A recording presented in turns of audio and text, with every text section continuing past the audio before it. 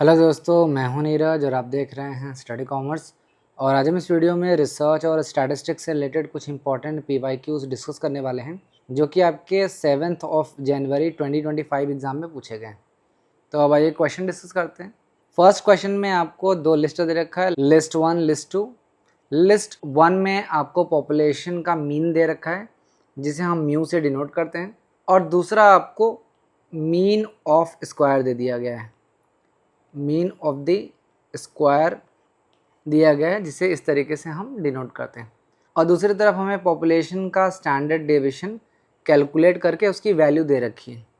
तो आपको लिस्ट 1 को लिस्ट 2 से मैच करना है। तो देखिए, पॉपुलेशन का जो स्टैंडर्ड डेविएशन होता है उसको कैलकुलेट करने का फॉर्मूला क्या होता है, मीन ऑफ द स्क्वायर। मैं यहाँ पे लिख देता हूँ, mean of the square minus mu square. यहाँ पे देखिए, मीन ऑफ द स्क्वायर में ए वाला हम देखते हैं पहले। इसकी वैल्यू दे रखी है 85 और म्यू दे रखा है 7। तो वैल्यू पुट करते हैं, 85 माइनस 7 का स्क्वायर, 85 माइनस 7 7 जा 49, घटाएंगे तो कितना हो जाएगा 36। 15 में से 9 गया 6, फिर 7 में से 4 गया 3, कितना हो जाएगा 6। ये आपका पॉपुलेशन का स्टैंडर्ड डेविएशन कैलकुलेट होके आ गया। तो आपको कुछ इन्फॉर्मेशन पहले से दे रखा था, जैसे पॉपुलेशन का मीन और मीन ऑफ द स्क्वायर, और आपको पॉपुलेशन का स्टैंडर्ड डेविएशन कैलकुलेट करना था जो यहाँ पे उसकी वैल्यू दी गई। तो आप मैच कर लो, ए का कितना हो जाएगा 6, तो ए का 6 हो जाएगा। तो देख लो, 1 का 4th जिस भी ऑप्शन नहीं है इसको आप एलिमिनेट कर दो, आपको आंसर मिल जाएगा। सिर्फ यहाँ पे मैं एक सॉल्व कर रहा हूँ, बाकी मैं आप सबके लिए छोड़ दे रहा हूँ। आप इसको जितना ज़्यादा प्रैक्टिस करोगे उतना ही ज़्यादा आप आसानी से इस क्वेश्चन को सॉल्व कर सकते हो। मैंने सारी चीज़ें आपको बता दी हैं, आप खुद से जो भी ऑप्शन है बाकी उनको खुद से सॉल्व कर लेना, ये आप सबके लिए होमवर्क है। तो फर्स्ट का करेक्ट आंसर हो जाएगा डी। अब बढ़ते हैं आगे। नेक्स्ट क्वेश्चन पूछ रहा है, a study mean to discover whether variables covary relates to.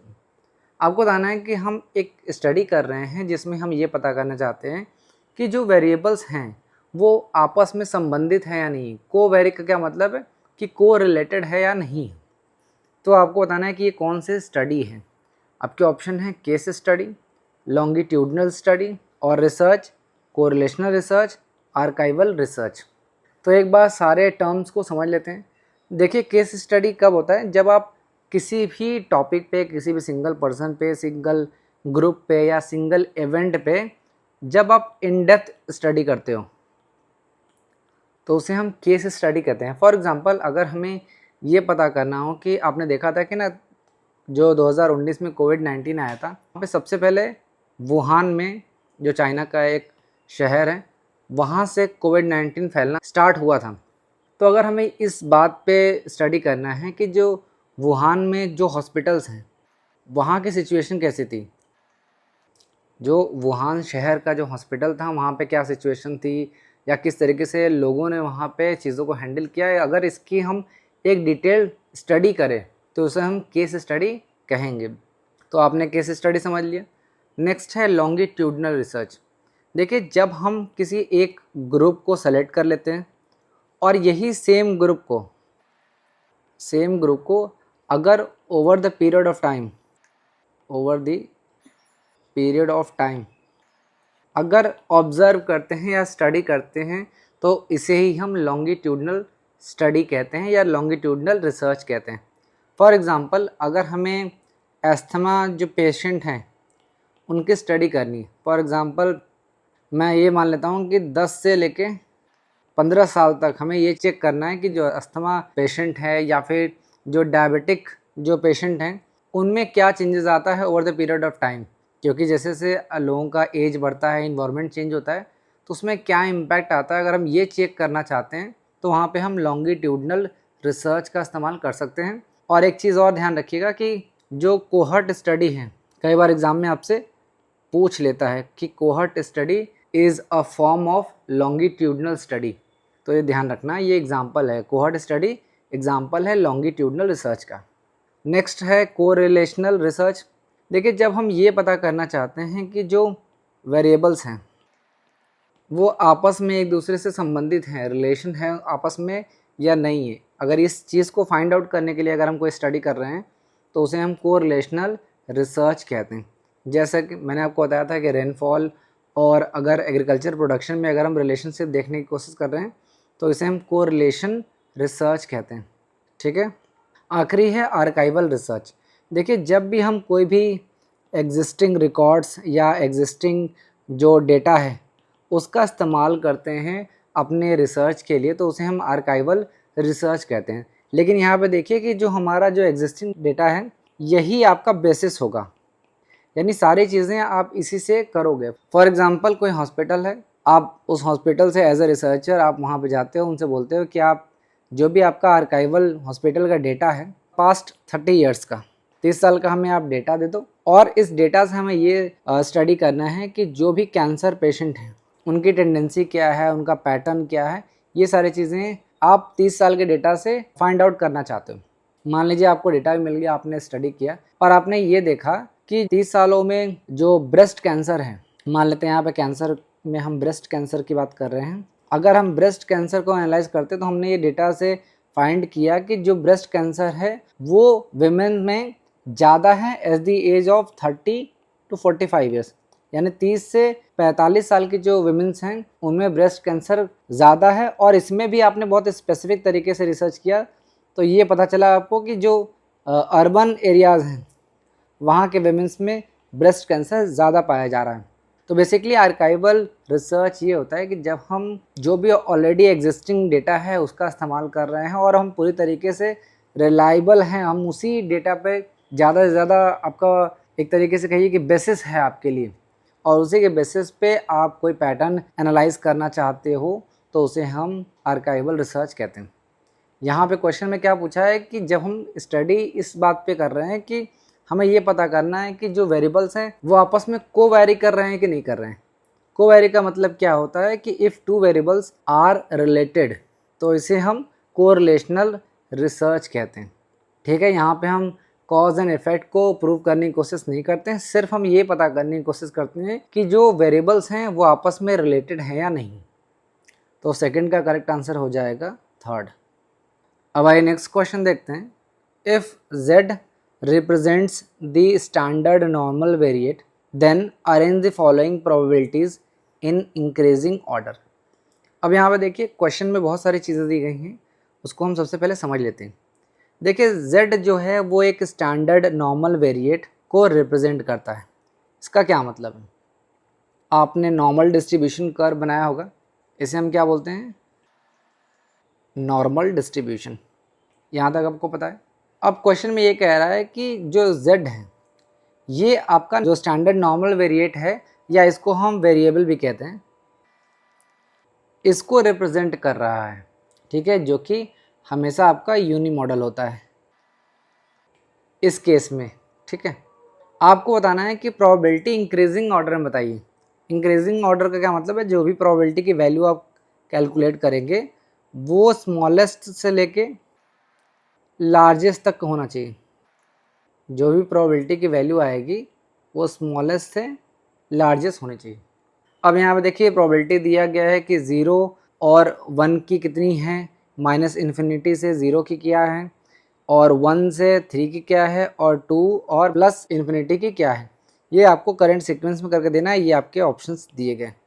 तो देखिए सबसे पहले हम ये समझते हैं कि जो स्टैंडर्ड नॉर्मल रैंडम वेरिएबल्स है जिसे z से हम डिनोट करते हैं उसमें होता क्या है। जैसे मैंने अभी डायग्राम बनाया है तो यहाँ पे ध्यान रखना कि जो मीन होता है वो होता है 0, स्टैंडर्ड डेविएशन की वैल्यू जो होती है वो 1 होती है।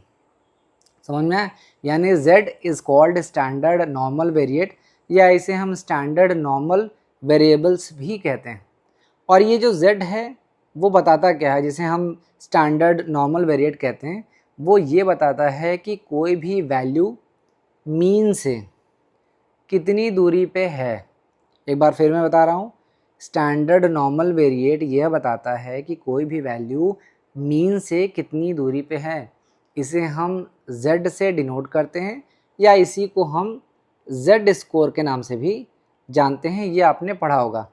और जेड स्कोर का फॉर्मूला भी आपने पढ़ा होगा, mean minus mu upon standard deviation. ये फॉर्मूला बहुत ही ज़्यादा इंपॉर्टेंट है, एग्ज़ाम में कई बार आपसे पूछा जा सकता है, तो ये मोस्ट इम्पॉर्टेंट है, ध्यान रखना। अब ऑप्शन पे आते हैं। ये जो क्वेश्चन है वो आपके स्टैंडर्ड नॉर्मल टेबल से ही इसकी वैल्यू कैलकुलेट होगी, तो ये क्वेश्चन तो एग्ज़ाम में नहीं पूछना चाहिए था, फिर भी आपको जेड टेबल देखना पड़ेगा, बिना उसके ये सॉल्व नहीं होगा। तो मैं आपको बता देता हूँ। देखिए, अगर हम ये देखना चाहें कि अगर z जो है वो 0 और 1 के बीच में लाई करता है तो प्रोबेबिलिटी की वैल्यू क्या होगी, तो हमें z स्कोर की वैल्यू निकालनी होगी फ्रॉम स्टैंडर्ड नॉर्मल टेबल्स। तो z1 की जो प्रोबेबिलिटी है वो होती है 0.8413, ये आपको याद रखना पड़ेगा।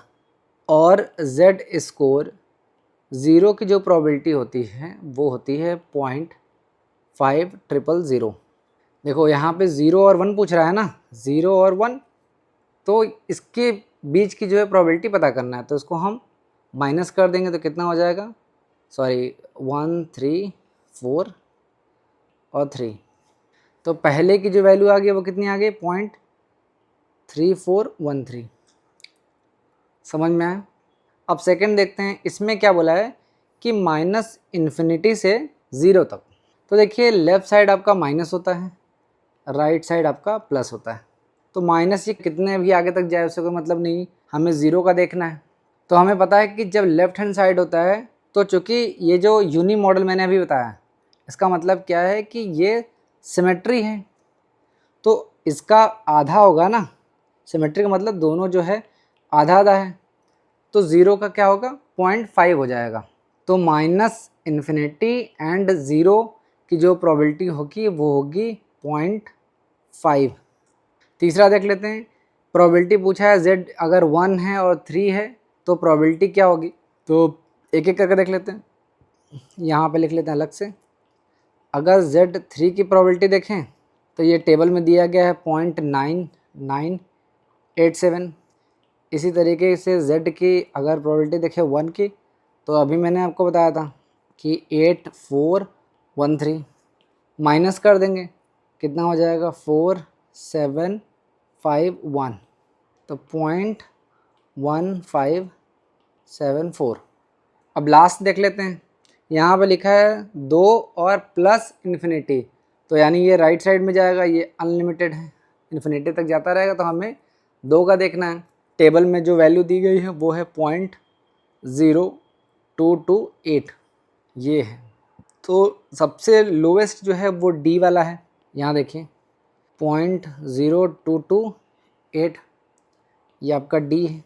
फिर सी वाले वैल्यू है पॉइंट तो है ही वहाँ पे 51574। फिर ए वाला है 0.3413, और उसके बाद लास्ट में बी वाला है 0.5। तो ये बढ़ते क्रम में है, इंक्रीजिंग ऑर्डर में, तो थर्ड का करेक्ट आंसर हो जाएगा 4th। ये क्वेश्चन वैसे नहीं पूछना चाहिए था कि ये काफ़ी टफ है, और अगर हम मान लीजिए जो वैल्यूज़ अगर हमें याद भी है z स्कोर 1 या 0 की, उससे हम कैलकुलेट भी करना चाहें तो भी कर सकते हैं, लेकिन ये क्वेश्चन नहीं पूछना चाहिए मेरे हिसाब से। खैर, थर्ड का करेक्ट आंसर हो जाएगा 4। अब आइए नेक्स्ट क्वेश्चन देखते हैं। द डिग्री टू विच 2 और more observers agree in their coding and scoring of behaviors they are observing and recording relates to। अब यहाँ पे कह रहा है कि यहाँ पे 2 या 2 से अधिक ऑब्जर्वर हैं और उन्होंने अपना कोड बना लिया है कि किस तरीके से लोगों को आप रेट करोगे उनके बिहेवियर पे। तो इसे क्या कहते हैं, क्या इसे हम ऑब्जर्वर बायस कहते हैं, या ऑब्जर्वर ड्रिफ्ट कहते हैं, या सब्जेक्ट रिएक्टिविटी कहते हैं, या फिर इंटर ऑब्जर्वर रिलायबिलिटी कहते हैं। एक एक करके सारे टर्म्स को समझ लेते हैं। ऑब्जर्वर बायस का क्या मतलब है। देखिए, ऑब्जर्वर कौन होता है, रिसर्चर होता है। जैसे किसान काम कर रहा है और एज अ रिसर्चर आप ऑब्जर्व कर रहे हो कि किसान कब आता है, कितना खाद यूज़ करता है, या कितने बजे लंच करता है, या क्या वो उसका पूरा दिनचर्या कैसा होता है, ये सारी चीज़ें आप ऑब्जर्व कर रहे हो। तो एज अ रिसर्चर आप ऑब्जर्वर बायसनेस कब करोगे, तो देखिए, ऑब्जर्वर बायसनेस तभी होती है जब जो ऑब्जर्वर है उसके जो पर्सनल बिलीव या एक्सपेक्टेशन जो होती हैं वो उसको इन्फ्लुएंस करती, यानी ऑब्जर्वर खुद उसकी बिलीव जो है वो अलग हो, जैसा वो करना चाह रहा हो उस तरीके का डेटा वो कलेक्ट कर रहा हो। तो मान लेते हैं कि रिसर्चर अपना डेटा कलेक्ट करना चाहता है और वो सिर्फ उसी डेटा को कलेक्ट कर रहा है जो उसके हाइपोथेसिस को सपोर्ट करते हैं। तो ऐसे में इसे हम ऑब्जर्वर बायस कहते हैं। ये आपके जो भी ऑब्जर्वर के पर्सनल बिलीव होता है उसके वजह से या फिर उसकी एक्सपेक्टेशन के वजह से होता है। नेक्स्ट है ऑब्जर्वर ड्रिफ्ट। ऑब्जर्वर ड्रिफ्ट का क्या मतलब है कि जो भी ऑब्जर्वर, जो रिसर्चर है, उसने पहले कुछ पैमाना रखा था, अब उसको छोड़ के उसने उस पैमाने को छोड़ के कोई नया पैमाना बना लिया है जो कि सही नहीं। फॉर एग्ज़ाम्पल, आप एक रिसर्चर हो, आप जो ट्री हैं उसके हाइट को मेजर करना चाहते हो, जो छोटा पौधा होता है ना उसको आप मेजर कर रहे हो और उसको मेजर करने के लिए आप किसी टूल का इस्तेमाल कर रहे हो। स्टार्टिंग में आपने किसी टूल का इस्तेमाल किया, हाइट को मेजर करने के लिए किसी टूल का इस्तेमाल किया, लेकिन बाद में आपने सोचा कि यार मैं कब तक इसको मेजर करता रहूँगा, मैं सिर्फ देख के उसको मेजर करता हूँ। यानी आपने अंदाजे से उसके हाइट को विजुअली मेजर करने की कोशिश की, जबकि पहले आपने जो है टूल्स जैसे रूलर है या कोई दूसरा टूल है उसका इस्तेमाल करके आप उसको मेजर करने की कोशिश करें। तो इसे हम ऑब्जर्वर ड्रिफ्ट कहते हैं। नेक्स्ट है सब्जेक्ट रिएक्टिविटी। सब्जेक्ट रिएक्टिविटी का क्या मतलब है कि अगर हम मान लेते हैं कि हम किसी सब्जेक्ट का बिहेवियर जो है वो ऑब्ज़र्व कर रहे हैं, ठीक है, लेकिन जैसे उस सब्जेक्ट को ये पता चल जाएगा कि उसको कोई ऑब्ज़र्व कर रहा है, वो रिएक्ट करने लगेगा, यानी उसका बिहेवियर जो है वो चेंज हो जाएगा। तो इसे हम सब्जेक्ट रिएक्टिविटी कहते हैं। फॉर एग्ज़ाम्पल, आपने देखा होगा ना कि जब हम किसी भीड़ भाड़ इलाके में हम देखते हैं कि दो पर्सन में तू मैं हो रहा है, कुछ झगड़ा टाइप हो रहा है और बीच से किसी ने कैमरा निकाल लिया, कैमरा से फिल्मिंग स्टार्ट कर दी, वीडियो बनाना स्टार्ट कर दिया, तो सामने वाला जो पर्सन है वो बहुत ही पोलाइटली बिहेव करने लगता है। तो जैसे ही जो रिस्पोंडेंट हैं उन्हें ये पता चलता है कि उनको कोई ऑब्ज़र्व कर रहा है, उनका बिहेवियर चेंज हो जाता है। तो इसे ही हम सब्जेक्ट रिएक्टिविटी कहते हैं। आखिरी टर्म है इंटर ऑब्जर्वर रिलायबिलिटी।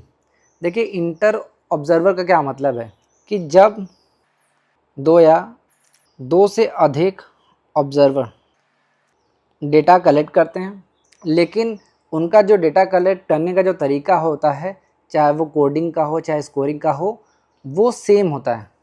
तो ये हम कहते हैं कि जो भी डेटा दोनों लोग कलेक्ट करेंगे वो रिलायबल होगा। फॉर एग्ज़ाम्पल, दो रिसर्चर हैं ए और बी, दोनों लोगों को बोला गया है कि आपको होमोग्लोबिन, ठीक है, ये मेजर करना है, जो होमोग्लोबिन का लेवल्स होता है ये मेजर करना है सेम ब्लड ग्रुप से, ठीक है, सेम ब्लड सैंपल कह देते हैं, जो भी सैंपल है ये सेम होगा, सेम ब्लड सैंपल होगा वहाँ से, और आपको सिमिलर वैल्यूज़ को रिकॉर्ड करना है। एक तरीके से अगर आप सिमिलर रिकॉर्ड करते हो तो ये माना जाएगा कि इंटर ऑब्जर्वर रिलायबिलिटी यहाँ पे पाई जाती है।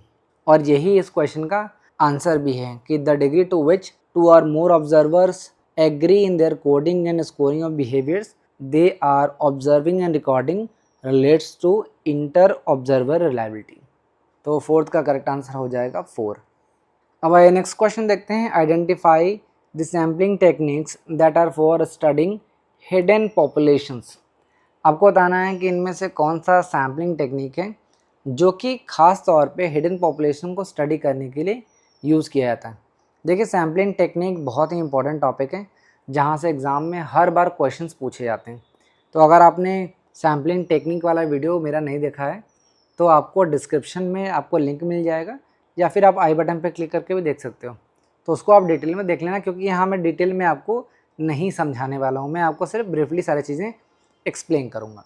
यहाँ पे ऑप्शन दिया गया है simple random sampling, snowball sampling, stratified random sampling और की इन्फॉर्मेंट सैम्पलिंग। एक एक करके देख लेते हैं।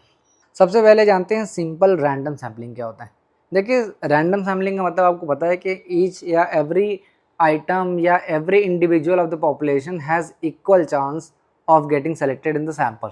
उसे हम सिंपल रैंडम सैम्पलिंग कहते हैं, यानी कि हर जो इंडिविजुअल हैं उसको इक्वली चांस मिलेगा कि वो सैंपल में इंक्लूड किया जा सकता है, जैसे आपने लॉटरी के केसेस में देखा। तो देखिए यहाँ पे अगर पॉपुलेशन हिडन है तो सिंपल रैंडम सैम्पलिंग का इस्तेमाल हम नहीं कर सकते। क्यों नहीं कर सकते? क्योंकि अगर पॉपुलेशन हिडन होगा तो हम उसे कैसे आइडेंटिफाई कर सकते हैं, कैसे वो एक्सेसिबल होगा? यहाँ पे तो पॉपुलेशन तो हिडन नहीं होता है, तभी तो आप रैंडमली सेलेक्ट करते हो, अदरवाइज आप कैसे सेलेक्ट करोगे? तो सिंपल रैंडम सैम्पलिंग इसका आंसर नहीं होगा। नेक्स्ट है स्नोबॉल सैम्पलिंग। स्नोबॉल सैम्पलिंग क्या है? एक नॉन प्रोबेबिलिटी सैम्पलिंग का एग्जाम्पल है, जैसा आपको पता है। इसमें जो पार्टिसिपेंट होते हैं वो फ्यूचर पार्टिसिपेंट को रिक्रूट करते हैं। जैसे हमने ड्रग्स के केसेस में पढ़ा था कि यहाँ पे डेटा कलेक्ट करना बहुत ही टफ है, तो हमने किसी भी तरीके से एक पार्टिसिपेंट है उनको हम सेलेक्ट कर लेते हैं और उनसे बोलते हैं कि भाई तुम दूसरे जो पार्टिसिपेंट है उससे मिलवा दो। इसी तरीके से चेन बनती रहती है। तो स्नोबॉल सैम्पलिंग में क्या होता है कि पार्टिसिपेंट जो होते हैं वो फ्यूचर पार्टिसिपेंट को रिक्रूट करते हैं।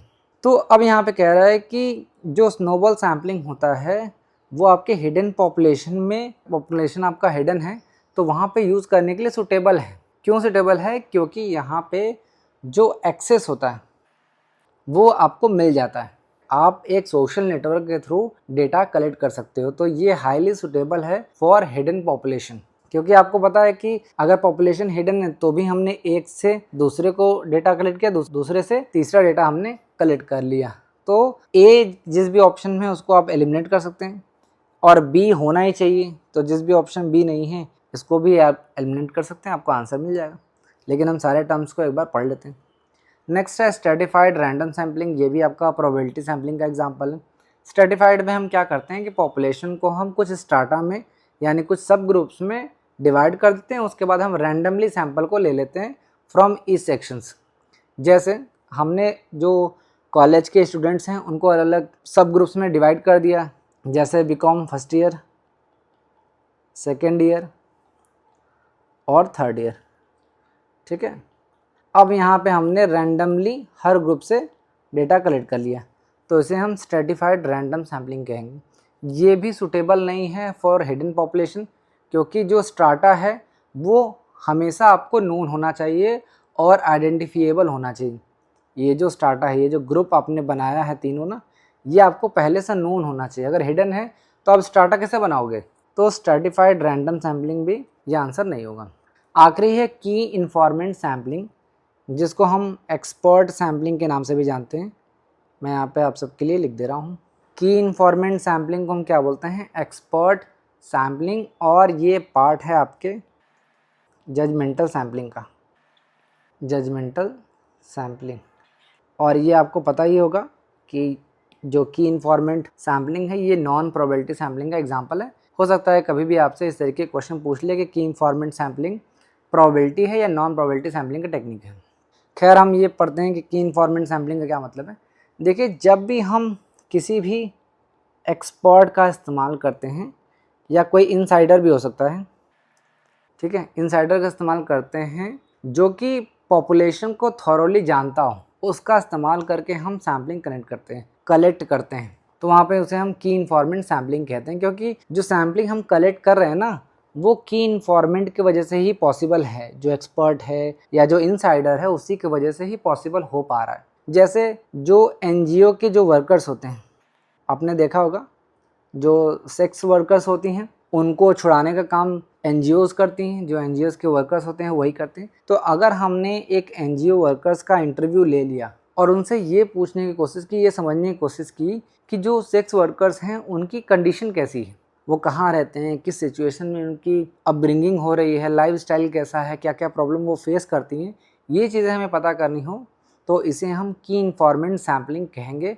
क्योंकि यहाँ पे जो इनसाइडर है, जो एनजीओ का वर्कर्स है, वही हमें डेटा प्रोवाइड कर रहा है। तो जो की इन्फॉर्मेंट सैम्पलिंग टेक्निक है वो सुटेबल है फॉर हिडन पॉपुलेशन, क्योंकि जो यहाँ पे की इन्फॉर्मेंट होता है उसके पास एक्सेस है। क्योंकि जो एनजीओ है यहाँ पे एक्सेस है, तभी जाके हमें डेटा मिल रहा है, अदरवाइज तो अनरीचेबल ग्रुप है ये। तो की इन्फॉर्मेंट और स्नोबॉल सैम्पलिंग जो है वो बेस्ट सैम्पलिंग टेक्निक है फॉर स्टडिंग हिडन पॉपुलेशन। तो फिफ्थ का करेक्ट आंसर हो जाएगा थर्ड। अब बढ़ते हैं आगे। अब आइए नेक्स्ट क्वेश्चन देखते हैं। Which of the following is a non probability method of selecting sample from a population. आपको बताना है कि दिए गए ऑप्शन में से कौन सा नॉन प्रोबेबिलिटी मेथड है। आपके ऑप्शन है simple random sampling, multi stage sampling, cluster sampling या स्नोबॉल सैम्पलिंग। तो देखिए, simple random sampling, multi stage sampling और क्लस्टर सैम्पलिंग जो है, ये तीनों के तीनों प्रोबेबिलिटी सैम्पलिंग के एग्जाम्पल। जो स्नोबॉल सैम्पलिंग है ये आपका नॉन प्रोबेबिलिटी सैम्पलिंग टेक्निक है। तो करेक्ट आंसर हो जाएगा 4। तो 6 का करेक्ट आंसर हो जाएगा 4।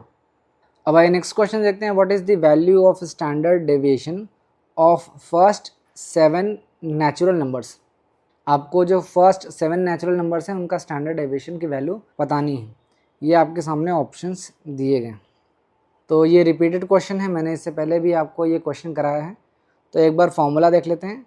Standard deviation is equal to under root n square minus 1 upon 12। यहाँ पे n का क्या मतलब है, नेचुरल नंबर, ठीक है, और यहाँ पे 7 दिया गया। तो फॉर्मूला हम पुट कर लेंगे, 7 का स्क्वायर माइनस 1 अपॉन 12, 7 7 जा 49 माइनस 1 अपॉन 12 कितना हो जाएगा 48 अपॉन 12, 12 कम 12, 12 चौक 48, कितना हो जाएगा 2। ये आपका स्टैंडर्ड डेविएशन की वैल्यू आ जाएगी। तो 7th का करेक्ट आंसर हो जाएगा 2nd। अब आइए नेक्स्ट क्वेश्चन देखते हैं। Which of the following are true for skewness. आपको कुछ स्टेटमेंट दे रखा है और आपसे कह रहा है आपको ट्रू स्टेटमेंट बताना है अबाउट स्कीवनेस। तो सारे ऑप्शन को डायरेक्टली इवेल्युएट कर लेते हैं। पहला दिया है it is a measure of symmetry of a frequency distribution. तो ये स्टेटमेंट बिल्कुल सही है कि जो फ्रिक्वेंसी डिस्ट्रीब्यूशन होता है उसकी सिमेट्री की मेजर करना ये स्कीवनेस का काम है।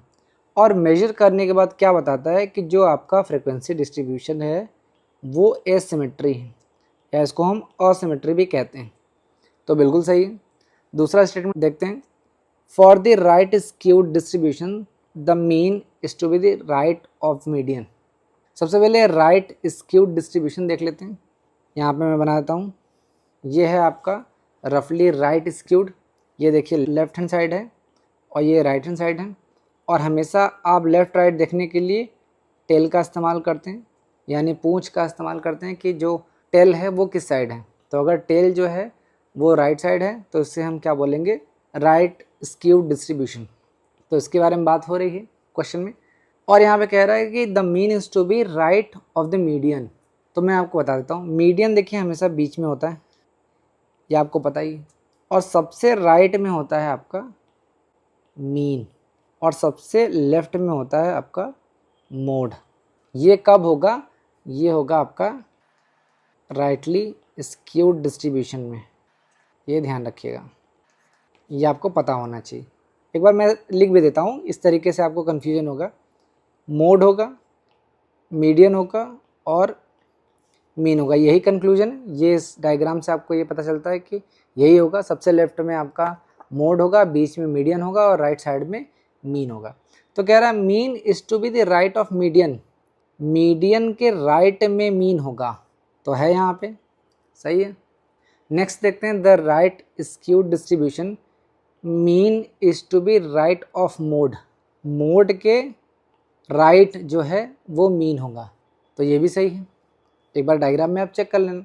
अब लिखा है चौथा स्टेटमेंट कह रहा है right skewed distribution mean is to be left of the median. Median के लेफ्ट तो मोड है, तो ये स्टेटमेंट गलत है। नेक्स्ट है for the right skewed distribution mean is to be left of mode. Mode के लेफ्ट तो कुछ है ही नहीं, तो ये भी गलत है। तो यानी ए बी सी जो है वो आपका सही होगा। तो 8th का करेक्ट आंसर हो जाएगा 1 ABC ओनली। समझ में आया आपको?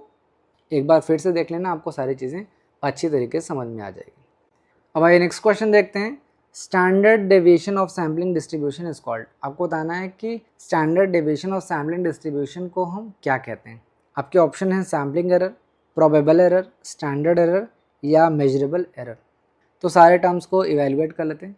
सबसे पहले जान लेते हैं सैम्पलिंग एरर क्या होता है। तो सैम्पलिंग एरर तब होता है जब हम सैंपल कलेक्ट करते हैं और ये डिफरेंस होता है बिटवीन पॉपुलेशन मीन और सैंपल मीन।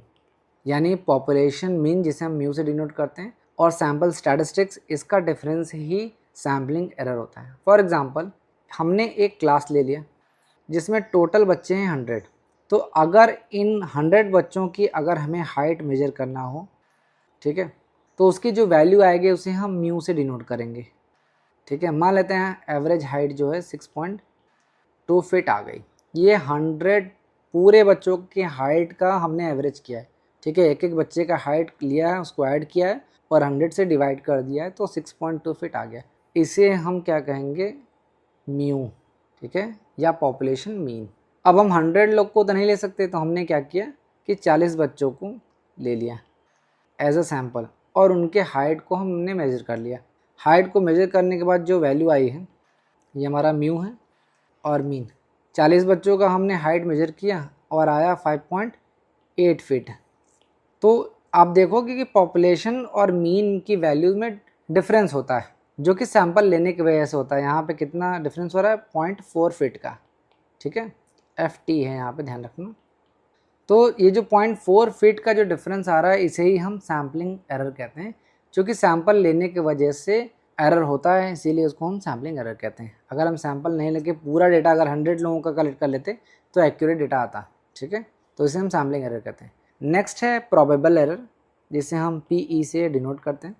ये दिखाता है कि जो आपका कोरिलेशन कोएफिशिएंट की वैल्यू है वो उसकी रिलायबिलिटी और डिपेंडेबिलिटी को शो करता है कि जो कोरिलेशन कोएफिशिएंट की वैल्यू आई है वो कितना हद तक सही है। तो अगर हम ये मान लेते हैं कि R is greater than 6 probable error, तो इसे हम मानते हैं कि हाईली ये सिग्निफिकेंट है। ठीक है, और प्रोबेबल एरर का फॉर्मूला भी मैं आपको बता दे रहा हूँ। इसका फॉर्मूला होता है 0.6745 मल्टीप्लाई बाय स्टैंडर्ड एरर, ये इसका फॉर्मूला होता है। और नेक्स्ट है स्टैंडर्ड एरर, तो स्टैंडर्ड एरर का भी फॉर्मूला देख लो साथ के साथ। इसको SE से डिनोट करते हैं और फॉर्मूला है 1 - R² अपॉन √n। ठीक है, और स्टैंडर्ड एरर ये बताता है कि how much sample mean vary from the actual population, यानी कि जो भी सैम्पल मीन है वो एक्चुअल पॉपुलेशन मीन से कितनी दूरी पे है, यही चीज़ बताता है और यही आपका करेक्ट आंसर भी होगा। एक बार फिर से मैं आपको बता देता हूँ कि स्टैंडर्ड एरर जो है वो ये बताता है कि how much sample mean vary from the actual population mean, जिसे हम म्यू से डिनोट करते हैं। तो यहाँ पे कितना एरर बता रहा है, 0.5 फीट की एरर बता रहा है। ठीक है, कितना वो आपके एक्चुअल पॉपुलेशन मीन से कितना दूरी पे, कितना वैरी कर रहा है, तो यही आपका करेक्ट आंसर हो जाएगा। एक चीज़ का ध्यान रखना कि अगर हम स्टैंडर्ड डेविएशन निकाल रहे हैं ऑफ सैम्पल डिस्ट्रीब्यूशन, तो इसे हम बोलेंगे स्टैंडर्ड एरर। अगर यहाँ से आपसे क्वेश्चन में ट्विस्ट कर दे और यहाँ पे सैम्पलिंग डिस्ट्रीब्यूशन की जगह पॉपुलेशन डिस्ट्रीब्यूशन पूछ लें, तो उसको हम सिग्मा से डिनोट करते हैं। ठीक है, ये भी ध्यान रखना, कभी भी एग्ज़ाम में पूछा जा सकता है। तो 9th का करेक्ट आंसर हो जाएगा 3rd। अब आइए नेक्स्ट क्वेश्चन देखते हैं। Which of the following are true for a random variable. आपको बताना है कि दिए गए ऑप्शन में से कौन सा रैंडम वेरिएबल के बारे में बातें सही कही गई हैं। सबसे पहले तो वेरिएबल जान लो कि वेरिएबल क्या होता है। वेरिएबल जो होता है वो आपका क्वांटिटेटिव कैरेक्टरिस्टिक्स होता है, क्वालिटेटिव कैरेक्टरिस्टिक्स ऑफ डेटा।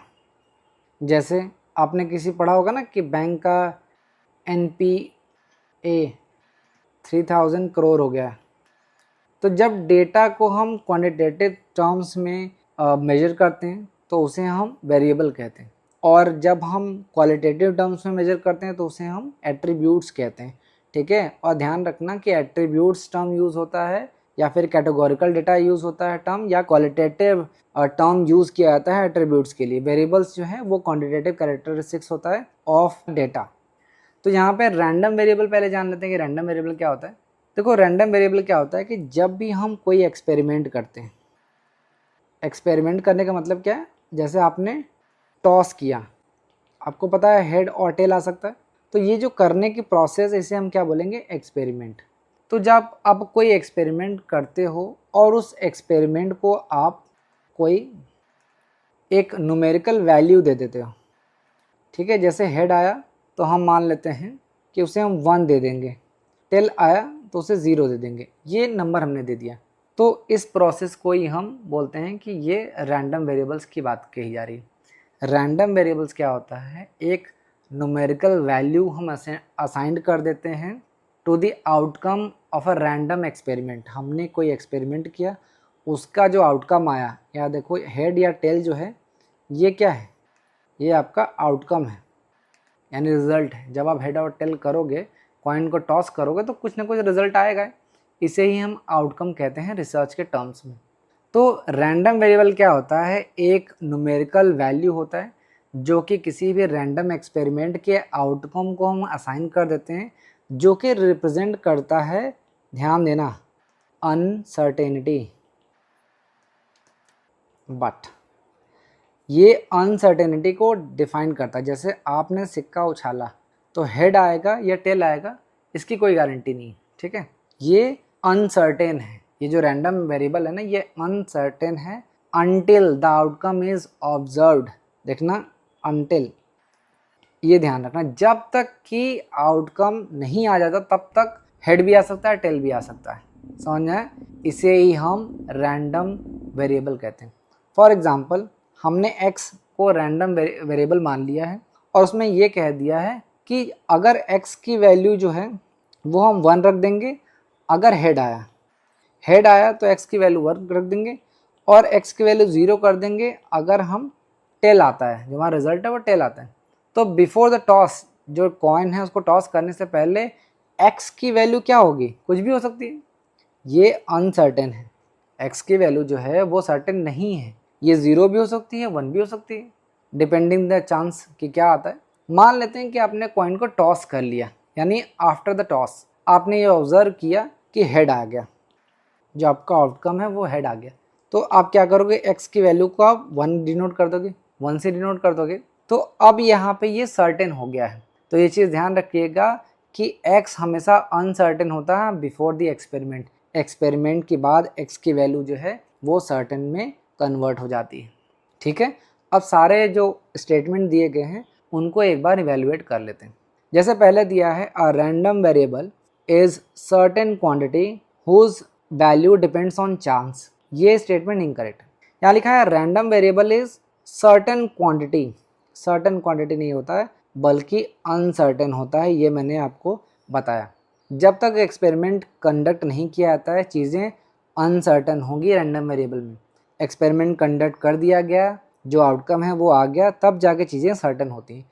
तो बिफोर जो होता है वो अनसर्टेन होता है, आफ्टर जो होता है वो सर्टेन होता है। तो यहाँ पे बिफोर आफ्टर कुछ नहीं लिखा गया है, इसमें डायरेक्ट बोल दिया गया कि रैंडम वेरिएबल जो है वो सर्टेन क्वांटिटी होती है, तो ये बिल्कुल गलत है। यहाँ पे x की वैल्यू 0 होगी या 1 होगी ये अभी में नहीं पता है, अनसर्टेन होगा, तो स्टेटमेंट 1 इज इनकरेक्ट। नेक्स्ट है, a continuous random variable can assume at most 2 countable number of values. ये भी इनकरेक्ट है। कैसे है, पहले समझ लो कि कॉन्टिन्यूअस रैंडम वेरिएबल का क्या मतलब है। कॉन्टिन्यूअस रैंडम वेरिएबल आप जानते होगे, जैसे जो भी डेसिमल टर्म्स में आए, जैसे वेट अगर हम ले तो एग्जैक्ट आपका वेट 50 किलो थोड़ी होगा, हो सकता है 50.9 किलोग्राम हो, या 101.010 kg हो, या 57.67 kg हो, ठीक है। तो जब हम डेसिमल का इस्तेमाल करते हैं तो उसे हम कॉन्टिन्यूअस रैंडम वेरिएबल कहते हैं, और ये अनकाउंटेबली इनफाइनाइट वैल्यू होता है, इनफाइनाइट वैल्यूज़ में हो सकता है। तो यहाँ कह रहा है सिर्फ 2 काउंटेबल नंबर्स में होगा, ऐसा थोड़ी होता है। जो कॉन्टिन्यूअस रैंडम वेरिएबल है वो अनकाउंटेबली इनफाइनाइट वैल्यूज़ के टर्म में हो सकता है, यानी डेसिमल का इस्तेमाल वहाँ पे किया जा सकता है। तो बी स्टेटमेंट भी इनकरेक्ट है। तीसरा देखते हैं, a discrete random variable can assume at most a countable number of values. ये बिल्कुल सही है। डिस्क्रीट का क्या मतलब है कि ऐसा नंबर जो डेसिमल में ना आए। जैसे नंबर ऑफ स्टूडेंट की वैल्यू 7 भी हो सकती है, 10 भी हो सकती है, 15 भी हो सकती है, 21 भी हो सकती है, 2 भी हो सकती है, समझ में आ रहा है। तो ये काउंटेबल नंबर्स में हो सकता है, जिसको हम आसानी से काउंट में कर सकते हैं, डेसिमल के फॉर्म में ना हो, ठीक है। तो आपको पता है ए और बी तो नहीं होगा, तो जिस भी ऑप्शन में ए और बी हैं इसको आप एलिमिनेट कर सकते हैं। फिर भी मैं सारे टर्म्स को समझा दे रहा हूँ। चौथा स्टेटमेंट देखते हैं, random variable is a function of simple space. ये देखिए सिंपल स्पेस नहीं होता है, सैम्पल स्पेस होता है। ये एनटीए वाले लोग कितना गलती करते हैं मैं क्या बताऊँ। तो random variable is a function of sample space is also a correct statement. Sample space का मतलब पहले समझ लो क्या होता है, कि जब भी कोई एक्सपेरिमेंट हम करते हैं तो उसमें कितने आउटकम्स आने की प्रोबेबिलिटी है उसे हम सैम्पल स्पेस कहते हैं, उसके कलेक्शन को सैम्पल स्पेस कहते हैं। जैसे आपने कॉइन को टॉस किया तो हेड और टेल आएगा, तो एक आपका हेड हो गया, एक टेल हो गया, दो ही आउटकम आ सकता है, तो टोटल सैम्पल स्पेस कितना हो जाएगा, 2। यहाँ पे सिर्फ हेड और टेल ही आ सकता है ना, और कुछ तो आएगा नहीं, तो यहाँ पे सैम्पल स्पेस क्या होगा, 2 हो जाएगा। तो ये भी सही है। आखिरी स्टेटमेंट देखते हैं, random sample is a uncertain quantity whose value depends on chance. यही मैं शुरू से आपको बता रहा था कि रैंडम वेरिएबल जो है वो अनसर्टेन क्वांटिटी होता है जिसकी वैल्यू जो है वो चांस पे डिपेंड करती है। तो ये आखिरी स्टेटमेंट बिल्कुल सही है। तो 10th का करेक्ट आंसर हो जाएगा 4th। उम्मीद है आपको रैंडम वेरिएबल के बारे में सारी चीज़ें समझ में आई होगी। अब बढ़ते हैं आगे। विच of the following research design is most precise one. आपको बताना है कि मोस्ट प्रिसाइज रिसर्च डिज़ाइन कौन सा है। आपके ऑप्शन हैं experimental research design, exploratory, diagnostic, descriptive. एक एक करके सारे टर्म्स को समझ लेते हैं। सबसे पहले जानते हैं कि रिसर्च डिज़ाइन क्या होता है। देखिए रिसर्च डिज़ाइन को हम एक प्लान कह सकते हैं, ब्लूप्रिंट कह सकते हैं, एक मैप कह सकते हैं, या फ्रेमवर्क कह सकते हैं। अलग अलग टर्म इसके लिए यूज़ किया जाता है कि बेसिकली एक गाइड है कि किस तरीके से आप अपने रिसर्च को कंडक्ट करोगे in an effective and efficient manner. Effective और एफिशिएंट का क्या मतलब है कि आप अपने जो रिसर्च है उसको ऑन टाइम कंप्लीट करो। अगर आप पीएचडी कर रहे हो तो बेसिकली आपको 3 से 4 साल मिलता है। अगर 3 से 4 साल में आपने अपने पीएचडी को ख़त्म कर लिया, जो रिसर्च वर्क है उसको कंप्लीट कर लिया, तो बोला जाएगा कि आपने इफेक्टिव काम किया। हालांकि एक्सटेंशन होता है बट यहाँ पे इफेक्टिव की बात हो रही है। और एफिशिएंट का क्या मतलब है कि आपने मिनिमम रिसोर्सेज का इस्तेमाल करते हुए सारे काम को किया है, तो इसे हम एफिशिएंट मैनर बोलेंगे। तो रिसर्च डिज़ाइन क्या है, एक फ्रेमवर्क है कि किस तरीके से आप अपने रिसर्च को कैरी आउट करोगे in an effective and efficient manner. अब रिसर्च डिज़ाइन में कई तरीके के होते हैं। मेन जो टाइप्स ऑफ रिसर्च डिज़ाइन हैं वो 5 ही हैं। एक्सपेरिमेंटल है, एक्सप्लोरेटरी है, डायग्नोस्टिक है, डिस्क्रिप्टिव है, और 5वां जो है उसे हम बोलते हैं मॉडलिंग। यही 5 रिसर्च डिज़ाइन जो है वो मेन है। इसके अलावा भी correlational, cross sectional, longitudinal, cohort या और भी टाइप्स ऑफ रिसर्च डिज़ाइन हो सकते हैं, डिपेंडिंग कि आपका जो रिसर्च है वो क्वालिटेटिव है या क्वांटिटेटिव है। बेसिक टर्म में जो रिसर्च डिज़ाइन है वो यही 5 होते हैं, और यही 5 आपको बहुत अच्छी तरीके से पढ़ना होगा। ब्रीफली मैं आपको समझा दे रहा हूँ। पहला है एक्सप्लोरेटरी रिसर्च डिज़ाइन। देखिए एक्सप्लोर हम कब करते हैं, जब हमें प्रॉब्लम के बारे में चीज़ें नहीं पता होती। Problem is not known. जब हमें प्रॉब्लम के बारे में नहीं पता होते हैं तो हमें उस प्रॉब्लम के बारे में जानने के लिए रिसर्च करना होता है। जैसे आपने देखा स्टार्टिंग में जो कोरोना वायरस था 2019 में, लोगों को इसके बारे में जानकारी नहीं थी, तो इस फिनोमेना को समझने के लिए रिसर्च किया गया कि ये एग्जिस्टिंग जो प्रॉब्लम हमारे सामने आई है वो क्या है। यानी कि क्लियर कट आइडिया आपको नहीं है, उसके बारे में जानकारी के लिए आपने रिसर्च किया, तो इसे हम एक्सप्लोरेटरी रिसर्च कहते हैं। और दूसरा होता है डिस्क्रिप्टिव। यहाँ में आपको सारी चीज़ें पहले से पता है, आपको जो रिसर्च प्रॉब्लम है वो क्लियरली डिफाइंड है। जैसे 4 साल बाद आपको कोविड-19 के बारे में बहुत अच्छी तरीके से पता है, अब आपको डिटेल में उसको एक्सप्लेन करना है, तो इसे हम डिस्क्रिप्टिव रिसर्च डिज़ाइन कहते हैं। ध्यान रखना कि जो डिस्क्रिप्टिव रिसर्च डिज़ाइन है वो ज़्यादा फॉर्मल होता है, प्री प्लान्ड होता है और स्ट्रक्चर्ड होता है। ये किसी भी सब्जेक्ट के कैरेक्टरिस्टिक्स या फिनोमेना को डिटेल में, ये चीज़ ध्यान रखना, डिटेल्ड एक्सप्लेनेशन होता है यहाँ पे। तो डिटेल में एक्सप्लेन करने के लिए किसी भी फिनोमेना या किसी भी सब्जेक्ट के कैरेक्टरिस्टिक्स को डिटेल में एक्सप्लेन करने के लिए डिस्क्रिप्टिव रिसर्च डिज़ाइन का इस्तेमाल हम करते हैं। तीसरा होता है एक्सपेरिमेंटल रिसर्च डिज़ाइन। जब हम cause and effect relationship establish करना चाहते हैं बिटवीन वेरिएबल्स, तो इस चीज़ को स्टैब्लिश करने के लिए हम एक्सपेरिमेंटल रिसर्च डिज़ाइन का इस्तेमाल करते हैं। फॉर एग्ज़ाम्पल आपने देखा होगा स्मोकिंग एंड कैंसर। कैंसर होना क्या है, ये इफ़ेक्ट है, और स्मोकिंग क्या है, ये आपका कॉज है। यानी स्मोकिंग करेंगे तो कैंसर होगा, तो इसे हम एक्सपेरिमेंटल रिसर्च डिज़ाइन कहते हैं। नेक्स्ट है डायग्नोस्टिक। डायग्नोस्टिक में क्या होता है कि प्रॉब्लम आपको पता है, problem is known but not known the reason, ये आपको पता होना चाहिए। एक्सप्लोरेटरी में क्या होता है, प्रॉब्लम आपको पता ही नहीं। डायग्नोस्टिक में क्या है, प्रॉब्लम आपको पता है बट प्रॉब्लम के पीछे कारण क्या है वो नहीं पता है। जैसे आपका नेट एग्ज़ाम नहीं हो रहा है या जेआरएफ नहीं हो रहा है, ये आपको पता है बट क्यों नहीं हो रहा है ये आपको नहीं पता है। तो इस चीज़ को जानने के लिए जब हम रिसर्च करेंगे तो उसे हम डायग्नोस्टिक रिसर्च डिज़ाइन कहेंगे। आखिरी है मॉडलिंग। मॉडलिंग रिसर्च डिज़ाइन में क्या होता है कि जब हम रिसर्च प्रॉब्लम को किसी भी मैथमेटिकल या स्टैटिस्टिकल मॉडल के थ्रू रिप्रेजेंट करते हैं तो उसे हम मॉडलिंग रिसर्च डिज़ाइन कहते हैं या मॉडलिंग कहते हैं। जैसे हमने रिग्रेशन मॉडल बनाया है y=a+bx+e, ये हमने मॉडल बनाया है। इसके अलावा भी आपने इकोनॉमिक ऑर्डर क्वांटिटी पढ़ा होगा। तो ये सब मॉडलिंग के एग्जाम्पल हैं। यहाँ पे ध्यान रखिएगा जो मॉडलिंग प्रोसेस है वो स्टार्ट होती है जो रिसर्च प्रॉब्लम है उसको समझने से, और उसके बाद हम कुछ राइट अजम्पशंस बनाते हैं। उसके बाद हम की वेरिएबल्स को सेलेक्ट करते हैं। उसके बाद जो भी वेरिएबल्स हैं उनको डेवलप करते हैं, मेजर करते हैं, फाइनली डेटा कलेक्ट करते हैं और अपने मॉडल को टेस्ट करते हैं। इस तरीके से हम जो मॉडलिंग रिसर्च डिज़ाइन है उसको कंप्लीट कर लेते हैं। तो उम्मीद है आपको सारी चीज़ें समझ में आई होंगी। तो क्वेश्चन में आपसे क्या पूछ रहा था कि कौन सा रिसर्च डिज़ाइन है जो कि मोस्ट प्रिसाइज है। तो मोस्ट प्रिसाइज जो होता है वो होता है एक्सपेरिमेंटल रिसर्च डिज़ाइन। क्यों ये मोस्ट प्रिसाइज है, क्योंकि इसमें हम ये मानते हैं कि जो हाइपोथेसिस को हम टेस्ट करते हैं उसको हम कंट्रोल कर सकते हैं with independent and dependent variables, और जो रिसर्चर है वो मैनिपुलेट करते हैं वेरिएबल्स को, और जो भी एक्सट्रेनियस वेरिएबल्स हैं या एक्सट्रेनियस फैक्टर्स हैं उनको हम कंट्रोल कर सकते हैं। और ये सिर्फ और सिर्फ एक्सपेरिमेंटल रिसर्च डिज़ाइन में ही पॉसिबल होता है, इसीलिए इसे हम मोस्ट प्रिसाइज वन कहते हैं। तो 11th का करेक्ट आंसर हो जाएगा 1। अब आइए नेक्स्ट क्वेश्चन देखते हैं। आपके सामने दो लिस्ट दे रखा है, लिस्ट 1 लिस्ट 2।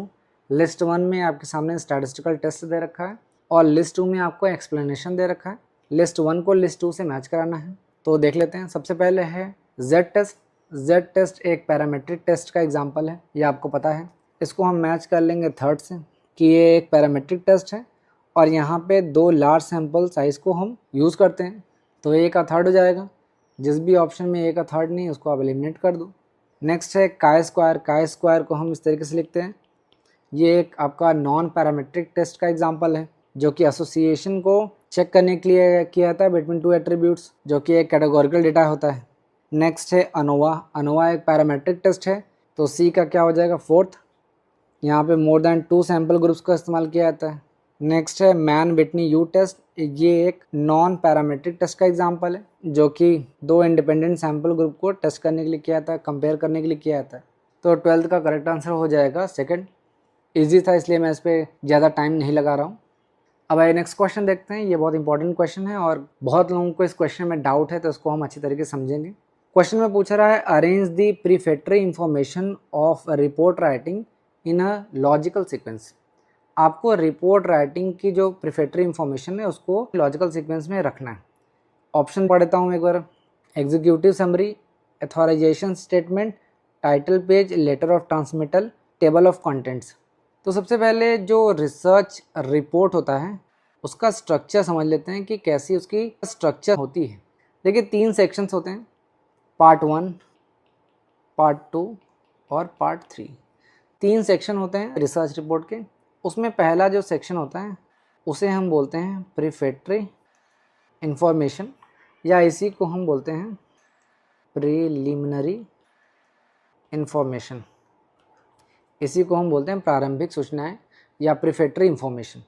दूसरा होता है मेन बॉडी और तीसरा होता है एंड, या इसको हम बोलते हैं टर्मिनल आइटम्स। ठीक है, तो ये स्टार्टिंग पॉइंट हो गया, ये एंड हो गया और ये मिडिल हो गया। सबसे आखिरी से स्टार्ट करते हैं। टर्मिनल में हम लिखते हैं अपेंडिक्स को, इसके अलावा ग्लॉसरी, इसके अलावा यहाँ पे होता है बिब्लियोग्राफी, बिब्लियोग्राफी होता है, इंडेक्स होता है और आखिरी में ब्लैंक शीट्स होता है, खाली पेज होता है, वो मैं नहीं लिख रहा हूँ।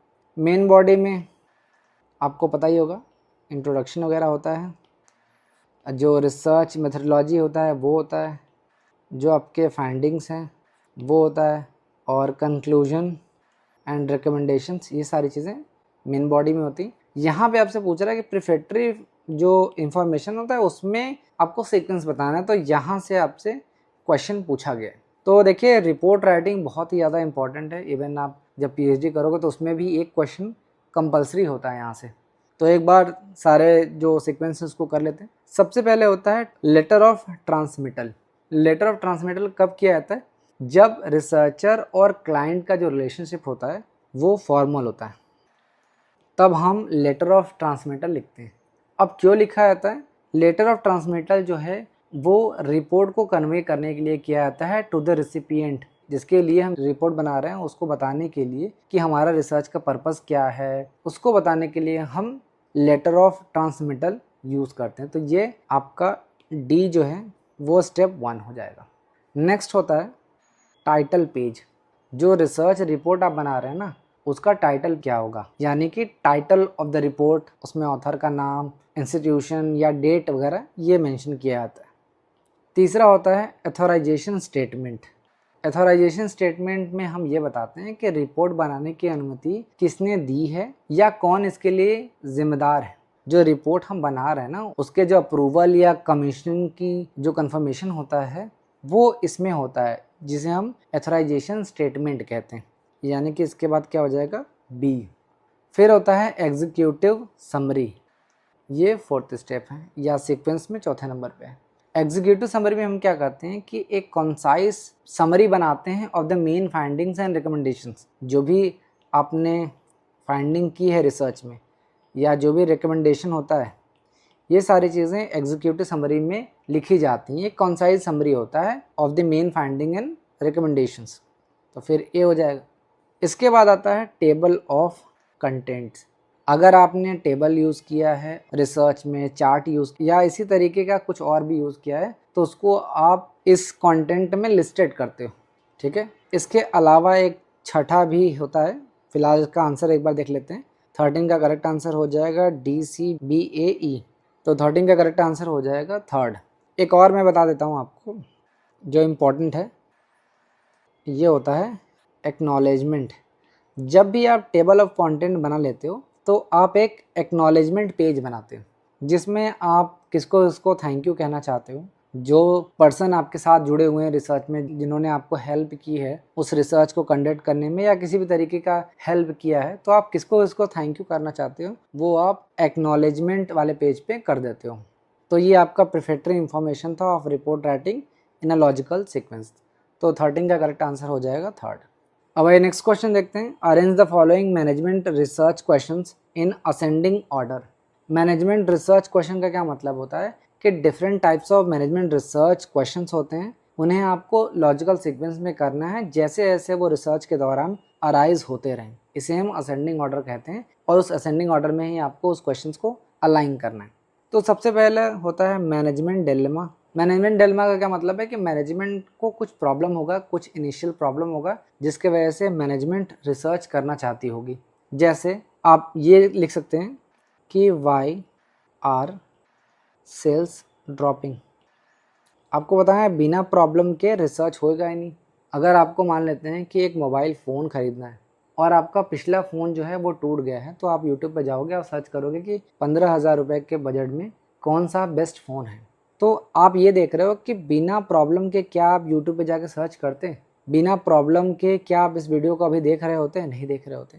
उसी तरीके से मैनेजमेंट के अंदर भी कुछ प्रॉब्लम होता है। उसे लगता है कि हमारे बिजनेस में कुछ प्रॉब्लम है। जैसे यहाँ पे देख रहे हो कि सेल्स जो है वो ड्रॉप हो रहा है, सेल्स कम हो रहा है, तो ये एक प्रॉब्लम है। और यही मैनेजमेंट डिलेमा सबसे पहला क्वेश्चन है उसके दिमाग में आता है। समझ में आया? फिर दूसरा होगा मैनेजमेंट क्वेश्चन। मैनेजमेंट डिलेमा के बाद क्या होता है? Management question. मैनेजमेंट क्वेश्चन का क्या मतलब होता है कि जो मैनेजमेंट के दिमाग में जो डिलेमा है उसे वो रीस्टेट करता है into broad question. Broad question में उसे हम फ्रेम करते हैं ताकि मैनेजमेंट जो आंसर चाहती है उसे वो मिल सके। जैसे मैनेजमेंट यहाँ पे ये कह रहा है कि should we change the product pricing. Starting में आपने देखा कि सेल्स ड्रॉप हो रहा है, तो अब मैनेजमेंट कह रहा है क्या हम प्रोडक्ट की प्राइसिंग को चेंज कर दें, तो ये सेकंड क्वेश्चन होगा। नेक्स्ट होगा रिसर्च क्वेश्चन। अब देखो जो मैनेजमेंट क्वेश्चन है वो रिसर्चेबल नहीं है, उसे हम रिसर्च नहीं कर सकते हैं, तो हमें रिसर्चेबल क्वेश्चन में फॉर्म करना होगा, उसे बदलना होगा, उसे रीफाइंड करना होगा, उसे रिसर्चेबल वर्जन बनाना होगा ऑफ द मैनेजमेंट क्वेश्चन। जैसे क्वेश्चन क्या बना सकता है वो ये कह सकता है कि what is the impact of pricing on customer purchases. What is the impact of pricing on customer purchase, यानी कस्टमर पे प्राइसिंग का क्या इम्पैक्ट पड़ता है, ये हम क्वेश्चन बना सकते हैं। फिर होगा ई, इन्वेस्टिगेटिंग क्वेश्चन। इन्वेस्टिगेटिंग क्वेश्चन का क्या मतलब होता है कि जब हम रिसर्च क्वेश्चन को, ये जो आपने देखा रिसर्च क्वेश्चन को हम स्मॉलर कंपोनेंट में ब्रेक डाउन कर देते हैं ताकि हम डेटा को कलेक्ट कर सके, तो उसे हम इन्वेस्टिगेटिव क्वेश्चन कहते हैं। जैसे मान लीजिए यहाँ पे हमने क्वेश्चन बनाया, what price point do customers prefer, कि कौन सा प्राइस पॉइंट है जो कि कस्टमर प्रेफर करेंगे खरीदना। तो ये आपका चौथा स्टेप हो गया। आखिरी स्टेप होता है मेजरमेंट क्वेश्चन। ठीक है, मेजरमेंट क्वेश्चन को मैं यहाँ पे लिख दे रहा हूँ। मेजरमेंट क्वेश्चन का क्या मतलब है कि जो हम एक्चुअल क्वेश्चन यूज़ कर रहे हैं सर्वे में डेटा कलेक्ट करने के लिए, वो आपका मेजरमेंट क्वेश्चन होता है, यानी ये फाइनल स्टेप होता है जिसमें हम जो कस्टमर है उनसे डेटा कलेक्ट कर रहे होते हैं। तो यहाँ पे हम कस्टमर से क्या पूछ सकते हैं, हाउ मच वुड यू पे फॉर दिस प्रोडक्ट। हमने कोई भी एक प्रोडक्ट उनको दिखाया, फॉर एग्जांपल प्रोडक्ट एक्स दिखाया, और उनसे पूछा कि आप इस प्रोडक्ट को परचेज करने के लिए कितना पे कर सकते हो। उस हिसाब से हम अपनी प्राइसिंग रखें, क्योंकि हमने स्टार्टिंग में देखा कि हमारा प्रोडक्ट का जो सेल था वो डाउन हो रहा था, तो उसको बढ़ाने के लिए हम आखिरी प्रश्न क्या पूछ सकते हैं कि आप इस प्रोडक्ट को खरीदने के लिए कितना पैसा तक खर्च कर सकते हो। तो ये मैनेजमेंट रिसर्च क्वेश्चन थे असेंडिंग ऑर्डर में। मैं आपको बता दे रहा हूँ, सबसे पहले सी होगा, फिर ए होगा, फिर डी होगा, फिर ई होगा और लास्ट में बी होगा। ये आपका करेक्ट सीक्वेंस है। तो 14th का करेक्ट आंसर हो जाएगा सेकंड। अगर आप इस लेक्चर का PDF डाउनलोड करना चाहते हैं तो आप हमारे टेलीग्राम चैनल को ज्वाइन कर सकते हैं। टेलीग्राम का लिंक आपको डिस्क्रिप्शन में मिल जाएगा, या आप इस दिए गए QR कोड को स्कैन करके हमें ज्वाइन कर सकते हैं और हमारे लेक्चर के PDF फ्रीली डाउनलोड कर सकते हैं। अगर आप हमें व्हाट्सएप पे कांटेक्ट करना चाहते हैं तो हमारा नंबर है 7317240017, या आप इस दिए गए QR कोड को स्कैन करके भी हमें ज्वाइन कर सकते हैं और सारे जो क्वेरीज हैं वो अपना रिजॉल्व करा सकते हैं। तो ये था रिसर्च और स्टैटिस्टिक्स से रिलेटेड कुछ इंपॉर्टेंट क्वेश्चन जो आपके जनवरी 2025 एग्जाम में पूछे गए थे। उम्मीद है आपको सारी चीज़ें अच्छी तरीके से समझ में आया होगा। अगर आपको अभी भी कोई डाउट या सजेशन है तो आप हमें कमेंट बॉक्स में बता सकते हैं। तब तक के लिए थैंक यू।